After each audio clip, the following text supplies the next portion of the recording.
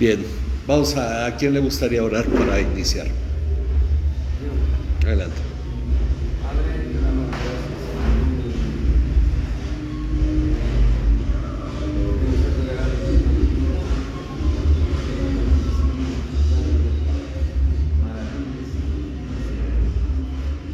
Te damos gracias porque nos has permitido llegar a este lugar, Señor, para seguir aprendiendo de tu palabra. Te bendecimos en esta noche y siempre en el nombre bendito de Jesús. Amén. Amén. Bien, hoy vamos a la lección 5, la obra de Dios en su iglesia. Ay, me acabo de dar cuenta que no traje mi Biblia. Sí, por favor. Ok, voy leyendo el encabezado o la introducción del estudio. El Espíritu Santo se manifestó en el momento en que vino el estruendo en la casa, como lo dice el inicio del capítulo 2. Y los que estaban ahí reunidos empezaron a hablar en lenguas, es lo que ya hemos visto. Para muchos cristianos, ese parece ser todo el contenido de este capítulo y pierden por completo toda la obra del Espíritu Santo narrada en este pasaje. Es decir, para muchos cristianos solamente llama la atención, hablaron en lenguas y se pierde muchas veces toda la enseñanza que está dando el pasaje y se enfocan en las lenguas más que en la venida del Espíritu Santo. Pero ya estudiamos sobre eso. Sin embargo, bueno, lo que vemos aquí, pero en este pasaje, el Espíritu de Dios se manifestó en tres formas muy claras. Ok, primero, el testimonio de los que lo recibieron al hablar las maravillas de Dios en idiomas que ellos no conocían. El énfasis principal no está en las lenguas, sino en que hablaban las maravillas de Dios. Es parte de lo que tenemos que ver, porque Jesús dijo que ellos iban a dar testimonio de Él. Y ese fue el resultado. Daban testimonio de Dios en otros idiomas. Segundo, Pedro, el pescador sin estudios, predicó de una manera que solo por el Espíritu Santo se puede predicar. El mensaje ya lo analizamos la semana pasada. Y la tercera forma es igualmente sorprendente, la cual hemos de estudiar hoy. Entonces, vamos a ver Hechos capítulo 2, versículo 37 al 47. Hechos capítulo 2, versículo 37 al 47. Empezamos con nuestro hermano. Al oír esto, se compungieron de corazón. Gracias. Y dijeron a Pedro y a los otros apóstoles: varones, hermanos, ¿qué haremos? Pedro les dijo: arrepentíos y bautícense cada uno de estos en el nombre de Jesucristo para perdón de los pecados y recibiréis el don del Espíritu Santo. Porque la promesa es para ustedes y para sus hijos, para todos los que están lejos, para tantos como para el Señor nuestro Dios llame. Ok. Dice el 40. Y Pedro, con muchas otras palabras, testificaba solemnemente y les exhortaba diciendo: sean salvos de esta perversa generación. Así que los que recibieron su palabra fueron bautizados y se añadieron aquel día como 3,000 personas. Y perseveraban en la doctrina de los apóstoles, en la comunión unos con otros, en el partimiento del pan y en las oraciones. Sobrevino temor a toda persona, y muchos prodigios y señales se hacían por los apóstoles. Todos los que habían creído estaban juntos y tenían todas las cosas en común.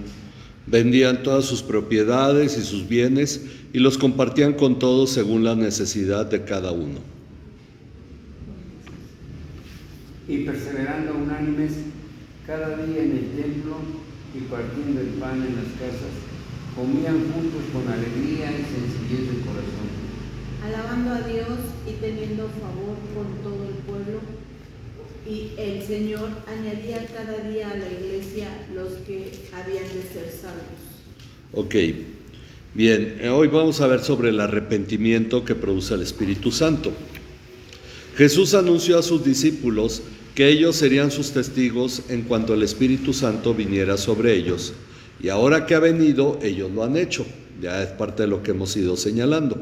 Pedro explicó con claridad el motivo de la venida del Espíritu Santo, aclarando que era el cumplimiento de la profecía dicha por el profeta Joel. Luego les presentó a Jesús de Nazaret, aquel que hizo milagros entre ellos, como los oyentes lo podían atestiguar, la gente de Jerusalén. Ese mismo Jesús al que ellos entregaron para morir en la cruz, pero Dios lo resucitó, pues David profetizó que no quedaría en la tumba, ya que creyó que era su descendiente que se sentaría en su trono. Por eso David lo llamó mi Señor. Y finalmente les anunció: sepa pues con certeza toda la casa de Israel que a este Jesús a quien ustedes crucificaron, Dios lo ha hecho Señor y Cristo. Este es el mensaje que Pedro dio, pocas palabras, para ver lo que vino después. Dice: así que al oír este mensaje, los judíos fueron, en las palabras, conmovidos profundamente, o heridos en la conciencia, aquí entre paréntesis lo pusimos, o la Reina Valera dice compungidos de corazón, ¿verdad? Ok, conmovidos profundamente, por lo que le dijeron a Pedro y a los demás apóstoles: varones hermanos, ¿qué haremos? ¿Qué haremos?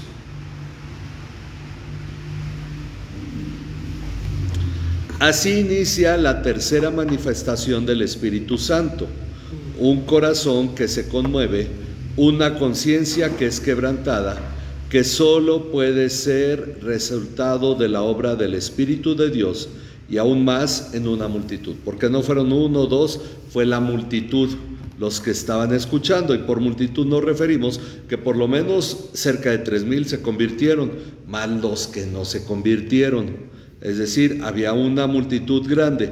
Entonces, si en esa multitud un grupo grande de cerca de 3,000 es conmovido por el mensaje que dio Pedro, es quebrantado, es la obra del Espíritu Santo. Entonces tenemos 3 manifestaciones del Espíritu Santo. Hablaron en otros idiomas las maravillas de Dios.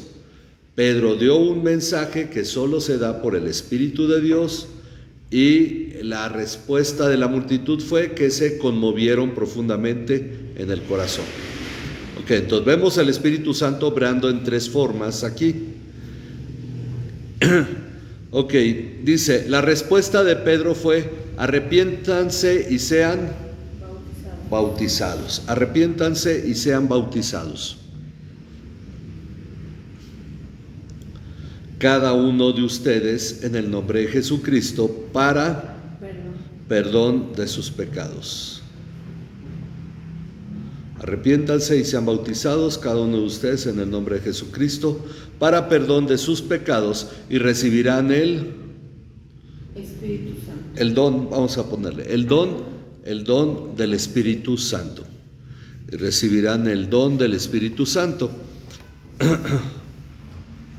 Por don entendemos un regalo, ¿verdad? El don del Espíritu Santo. Esta respuesta es semejante a la que Pedro da al Sanedrín. Vamos a compararlo, de todos modos, en algún estudio, en alguna lección vamos a llegar ahí, pero vamos a leer de una vez Hechos 5, 30 al 31. ¿Quién seguía? Avisaí, ¿verdad? Hechos 5, 30 al 31. El Dios de nuestros padres resucitó a Jesús, a quien ustedes mataron y colgaron en una cruz. A él Dios lo exaltó a su diestra como príncipe y salvador, para dar arrepentimiento a Israel y perdón de pecados. Ok, para dar arrepentimiento a Israel y perdón de pecados. Arrepentimiento a Israel y perdón de pecados. Es interesante, prácticamente es el mismo mensaje, pero no es la misma respuesta. No es la multitud que está compungida de corazón, conmovida en su alma, sino que es el Sanedrín, y ellos no tienen la misma respuesta. ¿Por qué? ¿Cuál es la diferencia? La obra del Espíritu Santo. Entonces no son los mensajes los que convencen a la gente. Y muchas veces en sistemas misioneros se piensa, de evangelismo, se piensa que es eso, que es el mensaje, cómo lo das, con qué claridad, qué puntos tocas, etc. Pero es la obra del Espíritu Santo. Lo que nos toca es hablar las maravillas de Dios. Recordemos que Pedro no habló a la multitud sobre el perdón de pecados hasta que le dijeron qué haremos. Él habló de Jesús y expuso a Jesucristo. Acerca de Jesucristo fue el mensaje. Entonces dice aquí que aquí mismo también habla de que él, así como acusó a la multitud, acusó al Sanedrín. Ustedes lo mataron, lo colgaron en una cruz. Y en el mismo punto, Dios lo exaltó a su diestra como príncipe y salvador. Acá la multitud le dijo como Señor y Dios. Como Señor y Cristo. Y acá dice como príncipe y salvador. Y nuevamente habla para dar arrepentimiento a Israel y perdón de pecados. Esta respuesta sigue la enseñanza de Jesús. Vamos a ver Marcos 16:16. La enseñanza de Jesús en Marcos 16:16.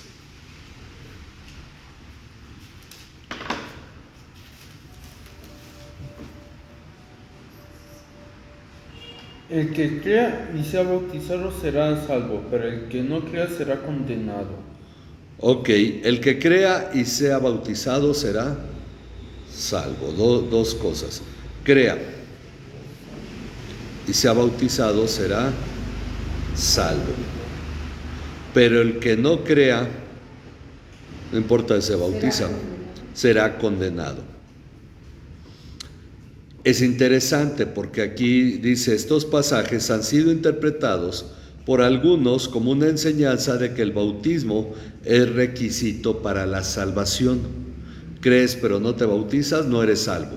Ahora, el asunto es que en un cierto sentido es cierto. Si tú crees pero no te bautizas, la realidad es que no crees, porque el que cree se bautiza.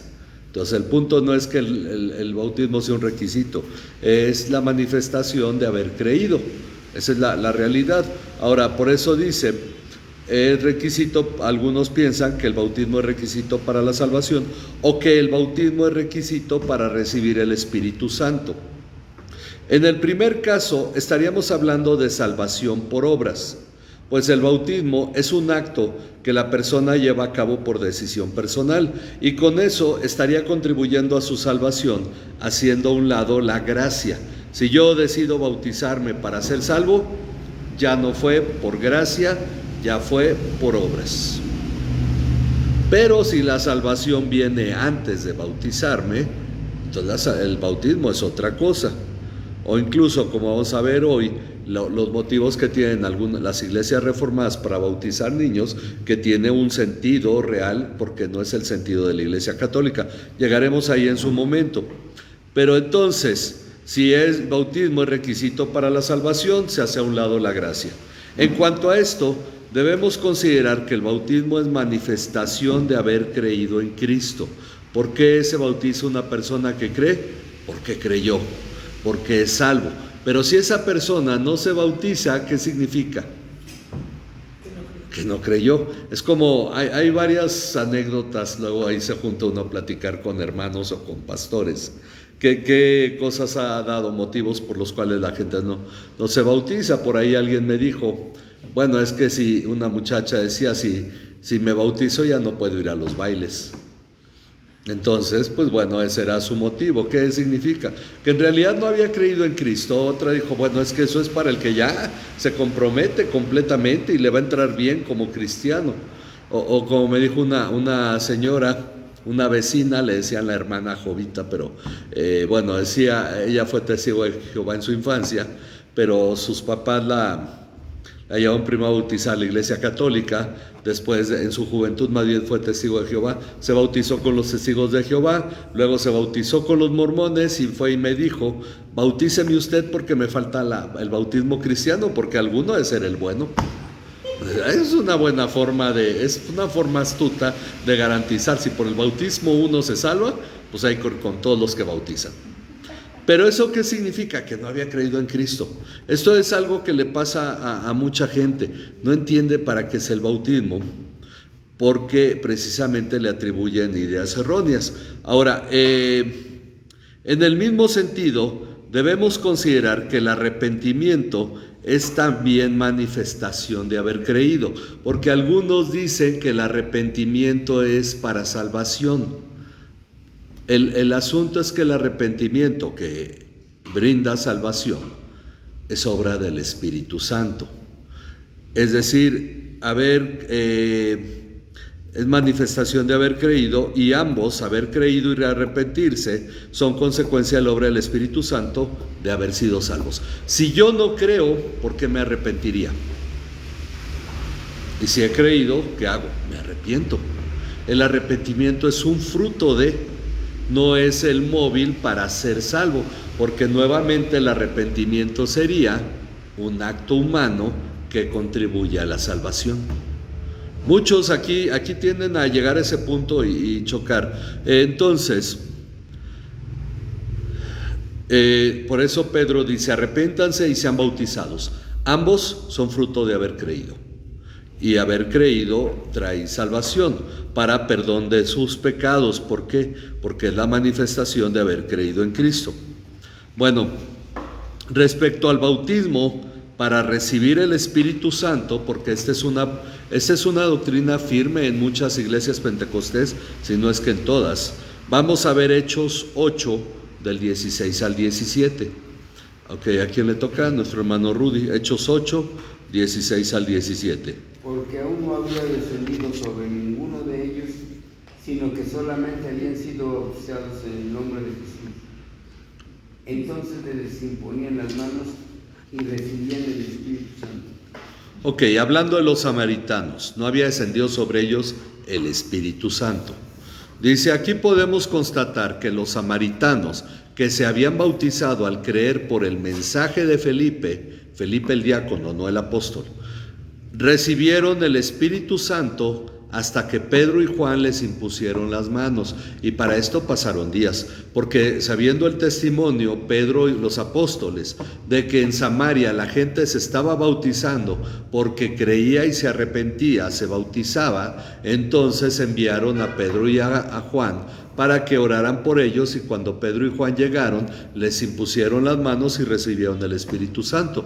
No fue por el bautismo. Pero para tener esto aún más claro, vamos a ver Hechos 10, 44 al 47.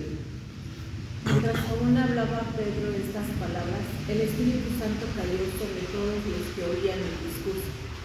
Y los fieles de la circuncisión que habían venido con Pedro se quedaron atónitos de que también sobre los gentiles se derramase el don del Espíritu Santo, porque los oían que hablaban en lenguas y que magnificaban a Dios. Entonces respondió Pedro: ¿puede acaso alguno impedir el agua para que no sean bautizados en que han recibido el Espíritu Santo como nosotros? Ok, para que no sean bautizados estos, ¿verdad? Que han recibido el Espíritu Santo. Qué interesante, porque se preguntan, ¿recibieron el Espíritu Santo? Pues hay que bautizarlos. Entonces, ¿dónde queda el argumento de que hay que bautizarse para recibir el Espíritu Santo? O sea, vemos el caso, todo lo opuesto. Los de la casa de Cornelio primero recibieron el Espíritu Santo y luego fueron bautizados cuando Pedro les predicó. Entonces vemos que el bautismo no es un requisito para recibir el Espíritu Santo. El Espíritu Santo, cuando se recibe, lo iba a poner aquí, vi que se me iba a llenar toda la hoja, pero vamos a ver Efesios 1:13, lo hemos visto en varias ocasiones, Efesios 1:13, para ver en qué momento nosotros recibimos el Espíritu Santo. Ahora, ahorita vamos a explicar por qué los samaritanos no lo recibieron en ese momento. En él también ustedes, después de escuchar el mensaje de la verdad, el evangelio de su salvación, y habiendo creído, fueron sellados en él, con el Espíritu Santo de la promesa. ¿Cuándo fuimos sellados? cuando creímos, ¿no? Al haber escuchado el mensaje y creerlo. Fuimos sellados con el Espíritu Santo. ¿Por qué? Porque el que da el nuevo nacimiento es el Espíritu Santo. Obviamente Pedro no les habló aquí del nuevo nacimiento, porque los estaba llamando a creer, pero iban a nacer de nuevo. Entonces vemos, el Espíritu Santo nos sella cuando creemos, nacemos de nuevo, somos sellados por el Espíritu Santo. Por esa razón es que nos arrepentimos y nos bautizamos. Ahora, en cada caso de los diferentes grupos étnicos tenemos tres: judíos, que estamos viendo aquí, samaritanos, que vimos en el primer pasaje, y gentiles en este último. Fue en presencia de los apóstoles, principalmente Pedro, que se manifestó la presencia del Espíritu Santo a fin de que la iglesia fuera una, dirigida por los apóstoles, y no se generaran tres tipos de iglesias distintas. Si entre judíos y samaritanos no se llevaban, y entonces Felipe va y les predica el evangelio, ellos se convierten y reciben ahí el Espíritu Santo sin que haya apóstoles, ¿qué hubiera pasado? Hubiera sido la iglesia samaritana, que no tenía nada que ver con la iglesia de Jerusalén y no hubiera aceptado a los apóstoles. Y si pasa lo mismo con los gentiles, ¿qué hubiera sido? Otra iglesia distinta. Pero si Pedro estuvo en los tres casos y por lo tanto había apóstoles, porque estuvieron los 12 el día de Pentecostés con los judíos, luego estuvieron Pedro y Juan el día que fue con los samaritanos, y luego solo estuvo Pedro cuando fue con los de Cornelio. Entonces se dieron cuenta, ellos entendían que la iglesia era una sola y que estaba dependiendo de la enseñanza de los apóstoles. Por esa razón a los samaritanos no les llegó el Espíritu Santo cuando creyeron, y por eso también no nos dice que los que se convirtieron ahí en Jerusalén ese día hayan hablado en lenguas. No era necesario ya, la presencia del Espíritu Santo era evidente, pero cuando llegaron Pedro y Juan y los samaritanos recibían el Espíritu Santo, ¿quién iba a negar que también los samaritanos se convertían? Ahora, lo de Pedro y Cornelio fue años después, muchos años después. Algunos años después, viene lo de Cornelio y ellos mismos se preguntan, ¿quién puede negar el agua para el bautismo a estos que así como nosotros han recibido el Espíritu Santo? Por esa razón es que ocurre la presencia del Espíritu Santo hablando en lenguas en tres momentos para que las personas sepan y constaten que verdaderamente hay cristianos judíos, cristianos samaritanos y cristianos gentiles. Y esto habla de una unidad en la iglesia. Por esa razón la iglesia nunca fue varias iglesias, fue una sola dirigida por los apóstoles. Bueno, volviendo aquí al punto para entender que entonces el bautismo no es requisito para la salvación, sino es una manifestación de la salvación. Que el bautismo no es requisito para recibir el Espíritu Santo. Entonces volvemos acá al punto, ya vemos que el Espíritu Santo nos es dado cuando creemos. Entonces dice, continuando Pedro con lo que les dice, después de decirles que se arrepientan y se bauticen, dice, porque la promesa es para ustedes. La promesa es para ustedes y para sus hijos.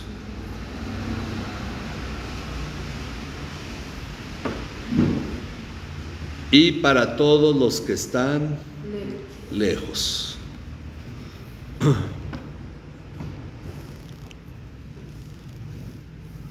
Para tantos como el Señor nuestro Dios llame. Vamos a ponerle llame o llamara. Llame. Sin saberlo, Pedro ya incluía a los gentiles. Va a tener problemas después con recibir a los gentiles, pero Pablo está diciendo para todos los que el Señor llame. Ya no importa la etnia. Respecto a la promesa para los hijos, vamos a ver Isaías 44:3. ¿A quién le toca? Isaías 44:3. Y luego vamos a ver 1 Corintios 7:14. Ok, Natán, Isaías 44:3, ¿verdad? Luego Rudy, 1 Corintios 7:14.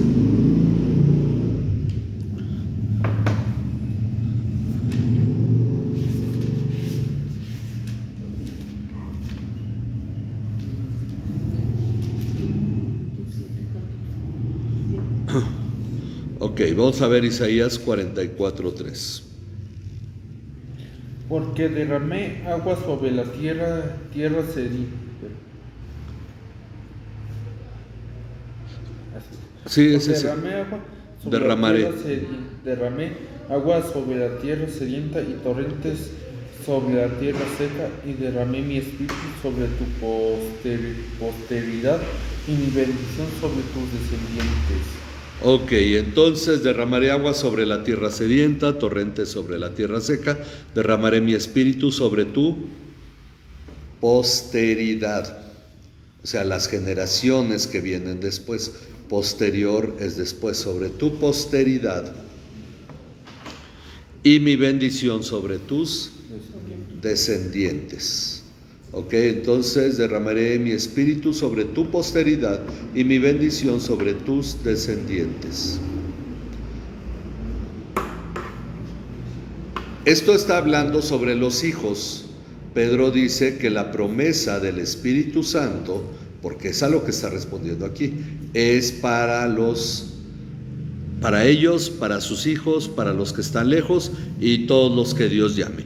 Bueno, en 1 Corintios 7:14, tocando el tema de los hijos, vamos a ver qué es lo que dice 1 Corintios 7:14. Porque el marido incrédulo es santificado en la mujer, y la mujer incrédula en el marido, pues de otra manera vuestros hijos serían inmundos, mientras que ahora son santos. Ok, entonces el marido incrédulo que no es creyente es santificado por medio de su mujer. Vamos a ver a qué se refiere esta santificación. Y la mujer que no es creyente es santificada por medio de su marido creyente. De otra manera, esta es la parte interesante, de otra manera sus hijos serían inmundos. Lo inmundo es lo que está contaminado y que es desechado. Serían inmundos, pero ahora son santos. Ok.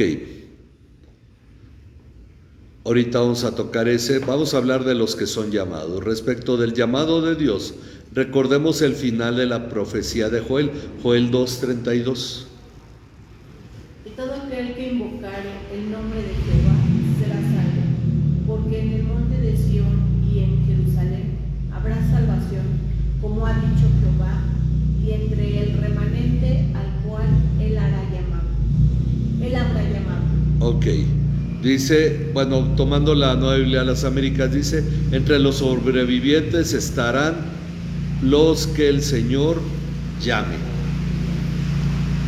El remanente al cual él habrá llamado. Estarán los que el Señor llame, para entender el llamado.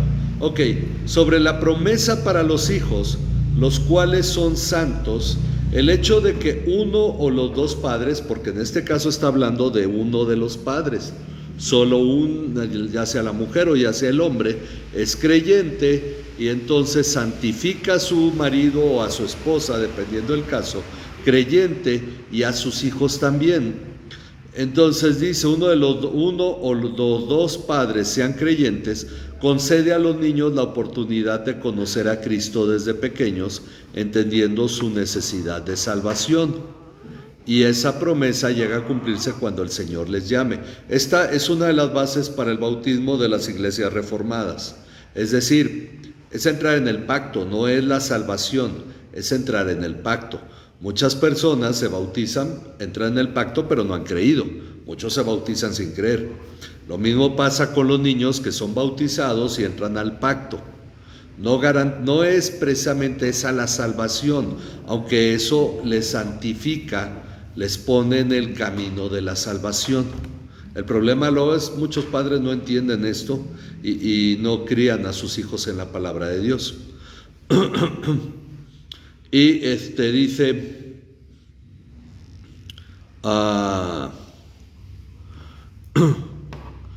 ok, se cumple esta promesa cuando el Señor les llame, lo cual también debemos enfatizar respecto de todos los que son salvos, pues solo se puede ser salvo por el llamado de Dios nunca por iniciativa humana, la cual no existe. ¿Por qué decimos que no existe la iniciativa humana? Vamos a ver Juan 3:19 y luego vamos a ver Juan 6:44 y de ahí te vas al 65. Juan 3:19. Y este es el juicio, que la luz vino al mundo, y los hombres amaron más las tinieblas que la luz, pues sus acciones eran malas. Ok, el libre albedrío siempre nos llevará a amar más las tinieblas que la luz, a preferir las tinieblas sobre la luz. Entonces, no hay iniciativa humana para la salvación, porque el ser humano no desea que Dios le salve. En su naturaleza pecaminosa, ni siquiera reconoce la necesidad de ser salvo y no tiene la iniciativa de buscar a Dios. ¿Y qué es lo que nos dice Juan 6:44? Nadie puede venir a mí si no lo trae el Padre que me envió, y yo lo resucitaré en el día final. Nadie puede venir a mí si no lo trae el Padre que me envió. Luego el 65. También decía: por eso les he dicho que nadie puede venir a mí si no se lo ha concedido el Padre. Nadie viene a Jesús si no se lo concede Dios. No importa lo sutil del mensaje, no importa las acciones. Si Dios no le concede a alguien el venir a Jesús, no viene. Es la incapacidad humana para aportar a su propia salvación. Lo llamamos la depravación total. El ser humano no desea o es incapaz de agradar a Dios ni desea hacerlo. Entonces, bueno, por esa razón entendemos que es el llamado de Dios para la salvación. Por esa razón vimos el mensaje de Pedro: con la multitud hubo quienes se compungieron de corazón y creyeron, y con el Sanedrín ninguno creyó. Y fue el mismo mensaje. Ok, Pedro, con muchas otras palabras, testificaba solemnemente y les exhortaba diciendo: sean salvos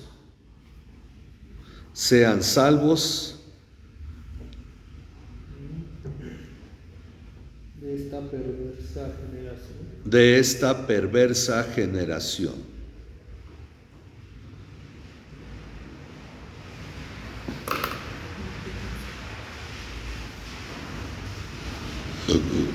Ok, vamos a ver Mateo 17:17 y luego Filipenses 2:15. A ver, Mateo 17:17. Respondiendo Jesús dijo: oh generación incrédula y perversa, ¿hasta cuándo he de estar con vosotros? ¿Hasta cuándo os he de soportar? Traédmelo acá. Ok, llama a esta generación perversa, incrédula y perversa. Está hablando con la gente de su entorno, que son judíos, y los llama generación incrédula y perversa. Luego Filipenses 2:15. Para que seáis irreprensibles y sencillos, hijos de Dios sin mancha, en medio de una generación maligna y perversa, en medio de la cual resplandecéis como luminares en el mundo. Ok, en medio de una generación maligna y perversa. Entonces, este concepto de la sociedad lo debemos nosotros tener claro. Dice: en cuanto al mundo y sus pasiones, la Biblia lo señala como un mundo caído en el pecado, que se opone a Dios, el cual Él no cambiará para hacer un mundo mejor. La idea equivocada de muchos es que Dios quiere cambiar a nuestra sociedad. Incluso existe este movimiento de ciudad a ciudad que quiere cambiar el ADN de las ciudades. Y bueno, esto finalmente es un sueño humano, porque Dios no va a hacer un mundo mejor. Digo, la sociedad puede mejorar mientras más personas crean en Cristo, es cierto, pero finalmente la generación sigue siendo perversa. Y dice: por eso el concepto de generación perversa debe ser clave para nuestro entendimiento de nuestro entorno y de la necesidad de salvación de la sociedad. Entonces tenemos nosotros que mirar a Dios y entender realmente la gran diferencia. Esta sociedad, Dios no quiere transformar a la sociedad y hacer un mundo mejor porque realmente este mundo es temporal. Sino que Dios está llamando a personas de entre el mundo, y nuestra necesidad es compartir a Cristo. Pero además ya está escrito, ¿no?, que en los últimos tiempos la maldad se aumentaría. Exactamente. Y aunque esto también se refiere a la misma iglesia, el asunto es que en realidad es esto, lejos de decir pues va a ir mejorando, se va haciendo más duro todo esto.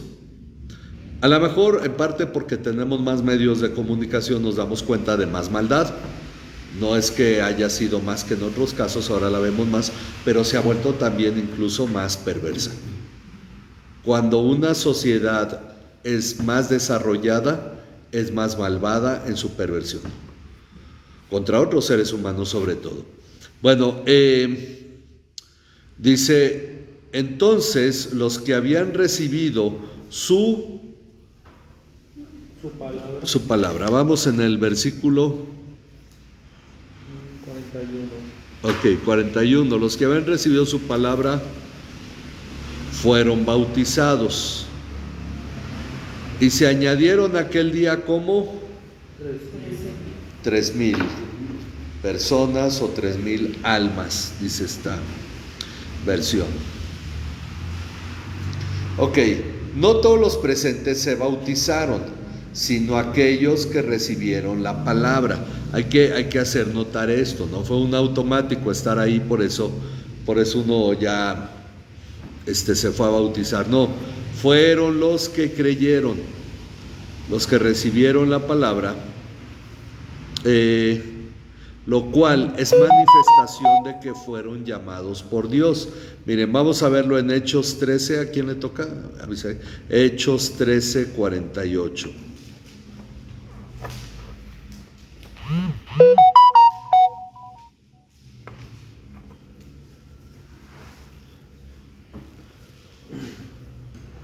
Hechos 13, 48. Oyendo esto, los gentiles se regocijaban y glorificaban la palabra del Señor, y creyeron cuantos estaban ordenados a vida eterna. Ok, los que estaban ordenados a vida eterna fueron los que creyeron. Esa es la definición. Bueno, pero que no todo el que cree es salvo. Sí, todo el que cree. No estamos hablando de quién es salvo, estamos hablando de quién cree. ¿Sí me explico? ¿Quién va a creer? El que es llamado por Dios. El que cree es salvo. Entonces, ahí es donde algunos cristianos tienen problemas con la predestinación, creyendo que hablamos de los que creen en Cristo. O perdón, que hablamos de los que son salvos. No, la predestinación habla de los que creen. Cuando dicen, bueno, pero ¿qué no dice Juan 3:16? Para que todo aquel que en él cree no se pierda, mas tenga vida eterna. Está hablando quiénes son los que creen. Sí, todos los que creen en Jesús son salvos, pero ¿quiénes son los que creen? Los que son llamados por Dios. Por eso Jesús dijo, nadie puede venir a mí si el Padre que me envió no se lo concede.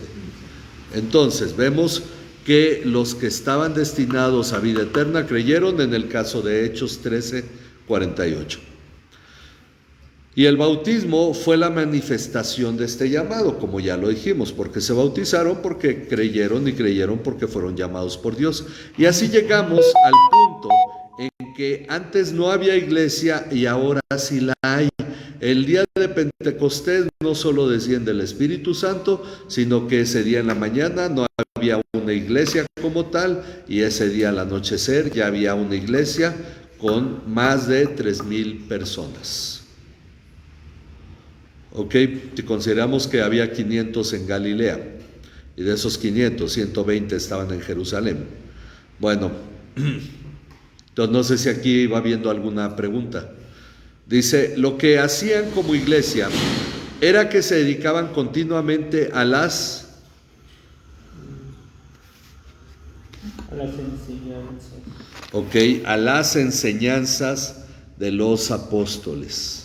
Qué interesante que lo primero que menciona es la enseñanza. Cantaban, sí, cantaban y hacían cosas, pero enseñaban. Se dedicaban a las enseñanzas de los apóstoles, a la comunión, al partimiento del pan y a la oración. A la comunión, al partimiento de pan y a la oración. La enseñanza ha sido siempre característica de una verdadera iglesia además de la comunión, comer juntos y orar juntos. Aunque muchos hoy en día abogan porque no haya enseñanza en la iglesia, o sea, mínimo, la realidad es que esto destaca en la iglesia al inicio, la llaman primitiva, bueno, la iglesia inicial. La enseñanza ha sido siempre característica de una verdadera iglesia, además de la comunión, comer juntos y orar juntos, porque una de las cosas que hacían era comían juntos. La comida también a lo largo de la Biblia ha sido una característica de relación. Si muchos dicen, la Biblia habla mucho del dinero, yo diría, la Biblia habla mucho de la comida. Desde el inicio que dijo, puedes comer de todo árbol, hasta el final donde habla de la cena de las bodas del Cordero. Entonces siempre habla de la comida, es parte de la relación de la iglesia. Y sobrevino temor a toda persona. Sobrevino temor a toda persona. Así que nadie que no creyera fingía ser cristiano. Si no creo, pues no voy con los cristianos, porque la gente tenía temor, no decía, ay, qué bonito ambiente, voy a ir con ellos. No, en ese momento, en esa etapa de la iglesia, había temor y solo los que eran cristianos se reunían. Además, muchos prodigios y señales se hacían por los apóstoles. Como iglesia, todos los que habían creído estaban juntos. Estaban juntos y tenían todas las cosas en común. Estaban juntos y tenían todas las cosas en común. Vendían sus propiedades y sus bienes y los compraban todos según la necesidad de cada uno. Proveían para la necesidad de los demás.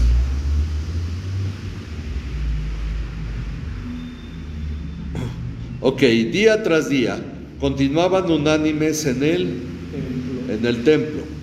Eran judíos, buscaban a Dios en el templo como judíos. No dudamos, continuaban con una vida piadosa judía, ofreciendo los sacrificios que se requerían. Nadie les había enseñado hasta ahora sobre los sacrificios que habían cesado, aunque no dice que lo hacían, no estoy asumiendo que así fuera, pero seguramente muchos todavía seguían haciendo lo que hacían como judíos en el templo. Continuaban unánimes en el templo y partiendo el pan en los hogares. Comían juntos con alegría y sencillez de corazón. Una parte importante, con alegría y sencillez de corazón. Es decir, había humildad en ellos, alabando a Dios. No es solo comer juntos, sino es tener un corazón sencillo, alabar a Dios. Además, esto les traía una ventaja, hallando favor con todo el pueblo. La gente los admiraba. Una nueva secta de judíos, pensaban, de acuerdo a los historiadores, se consideraban judíos de un nuevo, que ya tenían la respuesta que los judíos esperaban, pero no todos los judíos aceptaban eso. Entonces tenían favor con todo el pueblo. Dice, y el Señor añadía cada día al número de ellos los que iban siendo salvos. Una vez más, la soberanía de Dios, la obra de Dios, quien añadía los que iban siendo salvos. Vamos a ver 1 Corintios 3 del 6 al 7. Sigue Natán, ¿verdad? Y después Juan 17, 21 al 23.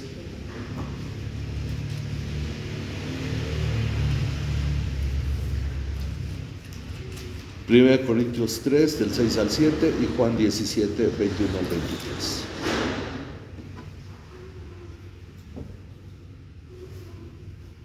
Yo planté, Apolos regó, pero Dios ha dado el crecimiento. Así que ni el que planta ni el que riega es algo, sino Dios que da el crecimiento. De acuerdo a este pasaje, el crecimiento lo da Dios. Eso deberíamos tenerlo bien claro como iglesia, aunque no resulta así.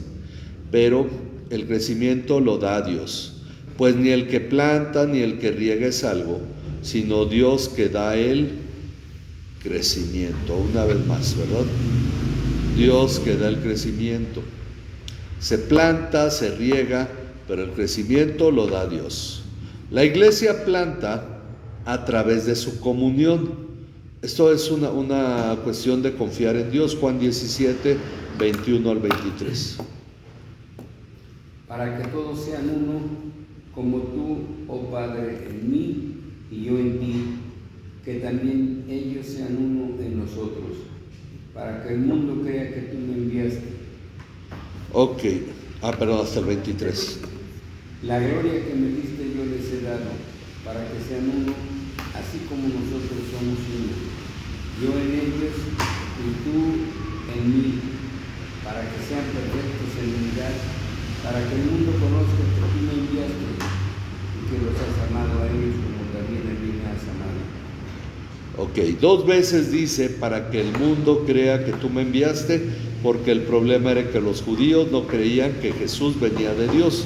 En pocas palabras diríamos, para que el mundo crea en mí, diría Jesucristo. Entonces, la iglesia planta a través de su comunión, al ser perfectos en unidad, al estar unidos, estamos compartiendo a Cristo para que el mundo crea. Eso es sembrar, porque recuerden que el que trae respuesta a eso es Dios. Y ellos cuidaban unos de otros. Eso es parte de la comunión. Y la iglesia riega en la oración y estudio de la palabra como lo hacía. Así Dios les daba el crecimiento. Entonces Dios daba el crecimiento a la iglesia de Jerusalén porque ellos sembraban y regaban. Estaban unidos y enseñaban la palabra y oraban juntos. Entonces también regaban, sembraban, regaban, Dios daba el crecimiento. Esto es lo que la iglesia debería de hacer. Ok, entonces no sé si haya alguna pregunta. Muchos desean que volviéramos a hacer este tipo de iglesia, que pudiéramos nosotros dar este testimonio de Cristo, hablando sobre algunos aspectos, pero a veces pasan por alto estos dos. La iglesia estaba unida y en la iglesia cuidaban unos de otros. Por esa razón enseñaban la palabra, eso también deberíamos aclararlo. Enseñaban la palabra y por esa razón Dios traía el crecimiento. Ok, ¿alguna pregunta, comentario? Entonces, pues vamos a orar. Vamos a dar gracias a nuestro Dios. Recordamos a los que nos ven que el sábado tenemos desayuno de mujeres y en la tarde, esto a las 10 de la mañana, en la tarde a las 5 de la tarde, reunión de adolescentes. Entonces, les esperamos a las mujeres y esperamos a los adolescentes en la tarde. Vamos a orar para concluir. Padre, te damos muchas gracias por tu cuidado, por tu bondad, por tu amor hacia nosotros, por lo que tú nos has permitido llevar a cabo como iglesia, por este fin de semana en el que nos permitiste salir y regresar algunos de la iglesia, por el culto, la actividad que la iglesia ha realizado, Señor. Gracias, Padre, porque tu obra es sobre nuestras vidas y tú estás realizando todo esto conforme a tu voluntad. Te pedimos, Señor, que sea tu gracia y tu bondad, tu misericordia en nosotros, que nos permita seguir creciendo como lo hacía esta iglesia, Señor, a la cual tú mirabas, que aunque eran cerca de 3,000 personas, Padre, podía reunirse en las casas, podía reunirse en el templo, se mantenían en unidad, Señor, y Padre, tú ibas añadiendo los que iban a ser salvos. Por lo tanto, no solamente se mantuvieron en ese número. Señor, te pedimos que tu gracia sea sobre nosotros, que no apartes tu mano de esta iglesia y permitas que podamos aprender de todo esto para ver este crecimiento. En el nombre de tu Hijo Jesucristo, nuestro Señor y Salvador. Amén. Amén. Gracias a cada uno de los que nos ve. Dios